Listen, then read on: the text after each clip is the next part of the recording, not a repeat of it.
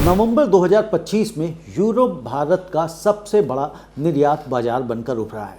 भारत ने यूरोप को कुल 7.9 अरब डॉलर से अधिक का माल निर्यात किया, जो पिछले साल की तुलना में 14.27% की वृद्धि दिखाता है। अक्टूबर 2025 में 18.3% की गिरावट के बाद यह एक शानदार रिकवरी है। यूरोपियन यूनियन को निर्यात 16% बढ़कर 6.3 अरब डॉलर पहुंच गया, जबकि यूरोपियन फ्री ट्रेड एसोसिएशंस को 16% वृद्धि के साथ 135.24 मिलियन डॉलर और अन्य यूरोपीय देशों जैसे हम यूके की बात कर लें तो 7% से अधिक बढ़कर 1.51 अरब डॉलर हुआ है। यह वृद्धि अमेरिका द्वारा लगाए गए 50% अतिरिक्त टैरिफ के प्रभाव को कम करने और यूरोपियन फ्री ट्रेड एसोसिएशन के साथ फ्री ट्रेड एग्रीमेंट के प्रोग्रेस से जुड़ा हुआ है। प्रमुख आंकड़ों की हम बात कर लें तो कुल माल निर्यात 38.13 अरब डॉलर हुआ, जो पिछले साल की तुलना में 19.37% अधिक है। कुल निर्यात गुड्स एंड सर्विसेज की बात करें मिलाकर तो 73.99 अरब डॉलर हुआ और ये 15.52% की वृद्धि दिखाता है। अब अगर हम इसमें सेक्टर्स की बात कर लें मेन तो इंजीनियरिंग गुड्स 23.76% की वृद्धि दर्ज की, जबकि इलेक्ट्रॉनिक गुड्स ने 38.96% की वृद्धि दर्ज की है। जेम्स एंड ज्वेलरी 27.8%, दवाएं 20.91% की वृद्धि हुई है। अब अगर हम प्रमुख यूरोपीय देशों की आंकड़ों की बात कर लें तो अप्रैल 2025 से लेकर नवंबर 2025 के बीच तो स्पेन 4.7 अरब डॉलर का निर्यात हुआ है, 56% की वृद्धि हुई है। पिछले साल यह 3 अरब डॉलर था। जर्मनी 7.5 अरब डॉलर, 9.3% की वृद्धि। पिछले साल यह 6.8 अरब डॉलर था। बेल्जियम हल्की वृद्धि हुई है, पिछले साल 4.2 अरब डॉलर की तुलना में इस वर्ष 4.4 अरब डॉलर का निर्यात रहा। पोलैंड 1.82 अरब डॉलर, 7.6% की वृद्धि रही। यह वृद्धि भारतीय निर्यात की विविधीकरण रणनीति की सफलता दिखाती है। अमेरिकी टैरिफ के कारण निर्यातक यूरोप की ओर मुड़े, जहां एफटीए वार्ताओं की प्रगति और यूरोपियन यूनियन के यूरोपियन फ्री ट्रेड एसोसिएशन के साथ हालिया समझौते ने टैरिफ कम करने का रास्ता खोला। कुल मिलाकर अप्रैल नवंबर 2025 की अगर हम बात कर लें तो माल निर्यात 292 अरब डॉलर रहा और कुल निर्यात 562.13 अरब डॉलर पहुंचा।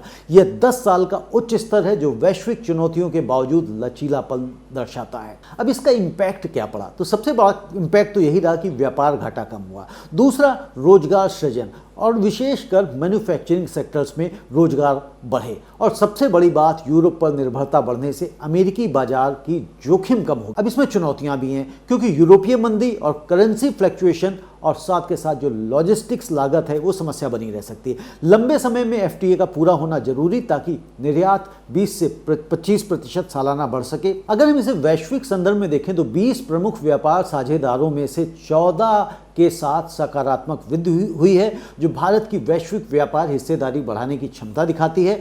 दोस्तों, ये आंकड़े आत्मनिर्भर भारत और निर्यात विविधीकरण की नीति की बड़ी जीत दिखाती है। अमेरिकी टैरिफ जैसे झटके के बावजूद यूरोप एक मजबूत वैकल्पिक बाजार साबित हुआ है। सरकार को अब यूरोपियन यूनियन और अन्य एफटीए को तेजी से पूरा करना चाहिए। साथ ही घरेलू उत्पादन क्षमता, क्वालिटी स्टैंडर्ड और लॉजिस्टिक्स में सुधार पर हमें फोकस करना होगा। यदि यह रुझान जारी रहा तो भारत वैश्विक निर्यात में अपनी हिस्सेदारी मजबूत कर सकता है और ट्रेड वॉर में भी मजबूती से खड़ा रह सकता है।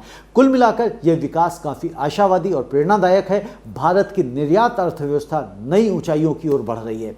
तो ये आपको खबर कैसी लगी, इससे आपको क्या संदेश मिलता है, आप कमेंट में जरूर बताएं। और तब तक हम बढ़ते हैं दूसरे खबर के विश्लेषण पर।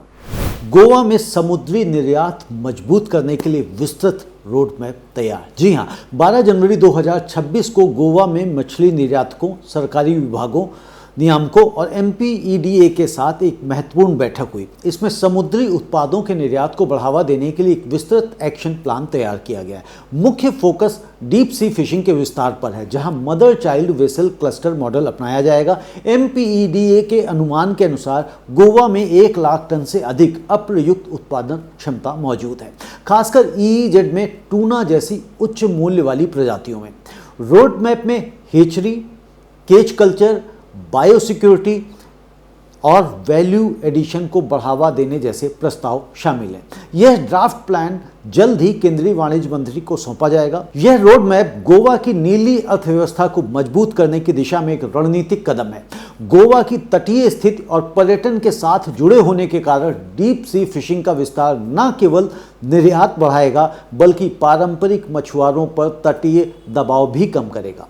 मदर चाइल्ड मॉडल लंबी दूरी की फिशिंग में दक्षता, गुणवत्ता और ताजगी सुनिश्चित करेगा, जो अंतरराष्ट्रीय बाजारों जैसे यूरोप, अमेरिका के लिए बहुत ही आवश्यक है। हैचरी और केज कल्चर से एका कल्चर को बढ़ावा मिलेगा, जबकि वैल्यू एडिशन यानी कि प्रोसेस्ड प्रोडक्ट्स जैसे फ्रोजन ब्रेडेड से निर्यात मूल्य में 20 से 30% तक वृद्धि संभव है।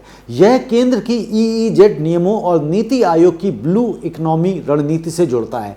यहाँ डीप सी को प्राथमिकता दी गई है। गोवा का यह प्लान अन्य तटीय राज्यों के लिए मॉडल बन सकता है। अब इसकी इम्पैक्ट की बात कर लेते हैं तो 1 लाख टन अतिरिक्त उत्पादन से गोवा के निर्यात में बड़ा उछाल आएगा।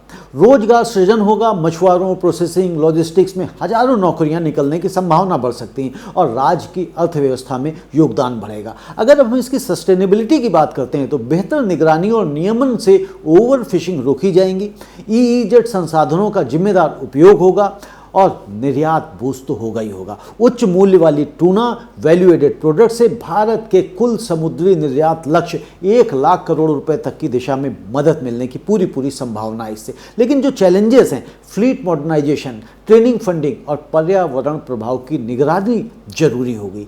यदि लागू ना हुआ यह तो अवसर गंवाया जा सकता है। यह गोवा के लिए एक दूरदर्शी और समयबद्ध पहल है जो ब्लू इकोनॉमी और आत्मनिर्भर भारत की दिशा में मजबूत कदम है। मदर चाइल्ड मॉडल और वैल्यू एडिशन पर फोकस स्मार्ट है क्योंकि यह पारंपरिक फिशिंग की सीमाओं को पार कर उच्च मूल्य निर्यात पर शिफ्ट करता है। सरकार को अब इस रोड मैप को तेजी से लागू करने के लिए फंडिंग, ट्रेनिंग और PPP मॉडल पर जोर देना चाहिए। यदि यह सफल हुआ तो गोवा न केवल समुद्री निर्यात में अग्रणी बनेगा